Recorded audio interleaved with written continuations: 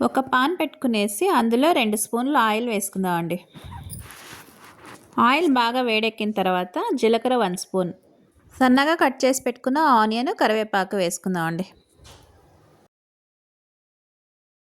Green chilli ఇదంతా వేసుకొని ఒకసారి బాగా ఫ్రై చేసుకుందామండి.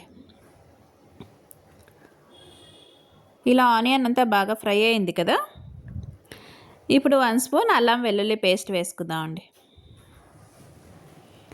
అల్లం వెల్లుల్లి పేస్ట్ పచ్చివాసన పోయేదాకా ఫ్రై చేసుకుందాం.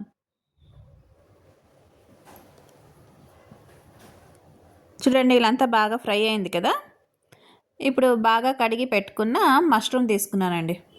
ఇలా చిన్న చిన్న ముక్కలుగా కోసేసి మష్రూమ్ వేసుకుందాం. రుచికి సరిపడా సాల్ట్,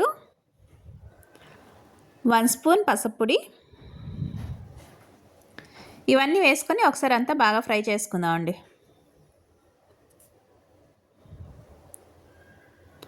ఇలా అంతా బాగా ఒకసారి బాగా కలుపుకునేసి పసుపు ఉప్పు అంతా మష్రూమ్ పట్టేలాగా కలుపుకుందామండి.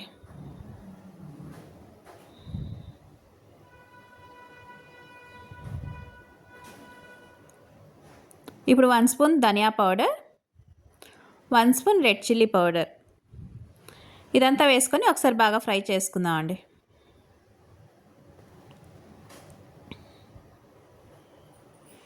ఇలా అంతా ఒకసారి బాగా కలుపుకునేసి ఒక 5 నిమిషాలు మూత పెట్టి ఉడికిద్దామండి. వాటర్ ఏమొద్దు, అలాగే మగ్గిద్దాం ఆయిల్లో. చూడండి, 5 నిమిషాల తర్వాత మష్రూమ్లో వాటర్ అంతా బాగా వచ్చింది కదా, ఇప్పుడు ఒకసారి అంతా బాగా కలుపుకుందాం.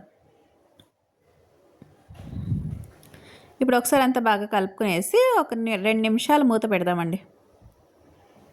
చూడండి, నీళ్ళన్నీ బాగా డ్రై అయినాయి కదా మష్రూమ్లో.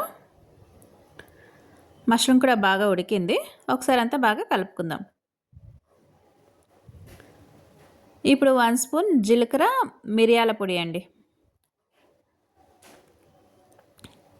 అలాగే సన్నగా కట్ చేసి పెట్టుకున్న కొత్తిమీర, ఇదంతా వేసుకొని ఒకసారి కలుపుకొని ఇంకా స్టవ్ ఆపేద్దామండి. మష్రూమ్ కర్రీ అయితే రెడీ అయిపోయింది. ఇలా ఈజీ ప్రాసెస్లో మష్రూమ్ కర్రీ చేసుకోవచ్చండి. చాలా టేస్ట్ బాగుంటుంది. ఇప్పుడు ఒక సర్వింగ్ బౌల్లో తీసుకుందాం అంట. చూడండి, టేస్టీ మష్రూమ్ కర్రీ అయితే రెడీ అయింది. మీకు ఈ వీడియో లైక్ అయితే లైక్ చేయండి, షేర్ చేయండి, కామెంట్స్ చేయండి, సబ్స్క్రిప్షన్ చేసుకోండి. Thank you.